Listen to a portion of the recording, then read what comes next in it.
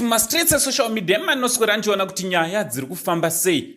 Zvinhu zvachona zvinenge zvichingoseculata masocial media ndo zvimwe zvinotikuwadzisa izvozvo. Handiti ndo zvimwe zvezvinhu zvinotikuwadzisa maZimbabweans, ndo zvinotikuwadzisa kavideo kacho ako.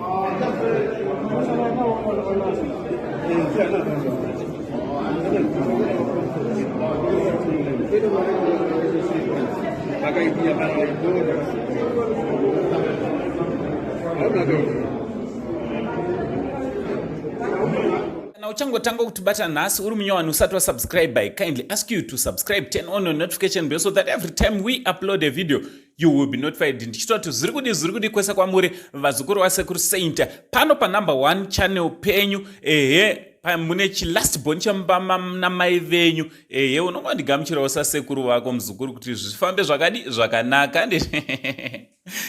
so vazukuru, nyaya yandauya nayo inyaya iri kungoseculatawo streets social media yekuti hanzi it is alleged that a Zimbabwean handiti mwana wekumusha, mwana wevhu ndiye akanga achiita basa, hanzi akanga akatovhura hanzi home affairs department yese yakawanikwa iri mu1 room mumba make handiti yekuSouth Africa. So according to zviri kuseculata social media, kwanzi mchinda uyu akanga achigadzirira vanhu mafake IDs ekuSouth Africa, mafake passports, drivers license, achigadzirira asylum handiti hanzi anga achigadzirira vanhu madocuments ese anogona kugadzirwa ku home affairs handiti even nekulicensing office handiti vazukuru hamena kuti munozviona sei zvakadai, especially kuti zvinge zviri zvinopomerwa. Haisi yangori nyaya yekuti maZimbabweans tisu takavengwa zvakanyanya munyika yeSouth Africa here kana kuti muZimbabwean zveshuwa, nekuti sekuziva kwenyu kuti zvese zvakungonzi muZimbabwean pakaonekwa gudo chero gudo richifamba rinongonzi gudo rekuZimbabwe.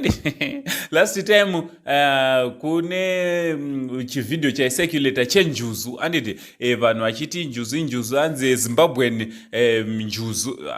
Vazukuru zvakanaka here zvatinoitwa nemasaskwe zvakanaka here zvatinoitwa nemasasko kuseka hangu nhamo serugara, asi pari zvino currently kuSouth Africa kunaomira mushe, especially kana uri muZimbabwean. Kutotaura kunoku in some parts of Joburg mapurisa ari kutofamba achitobvunza maIDs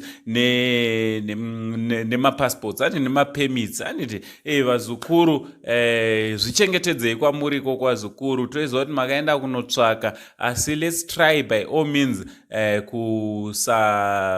kusaita zvinhu zviri illegal handiti tongonamata kuna Mwari kuti iye ega ange ari anokuchengetai nekutichengeta vazukuru, especially panguva dzakadai. Hapana chisingapfuure, zvinopfuura vazukuru handiti ndochandangondiwezokuzivisa vazukuru kuti munofungeiwo nenyaya iyi, nenyaya dzakungopomerwa maZimbabweans asina mhosva. Isi tichiziva kuti maNiger ariko ndo anonyanyisa kutoita zvinhu zviri fake ikoko nemadrugs maZimbabweans ndo anongorowo nemunyama nekuti ndo vanenge vane nhamba yakati one day kunyika yeSouth Africa. Ngataurira nemucomment section kuti munofungei nezvenyaya iyi. From Uncle Saint, the only Zim Uncle, pari zvino nchiti much love.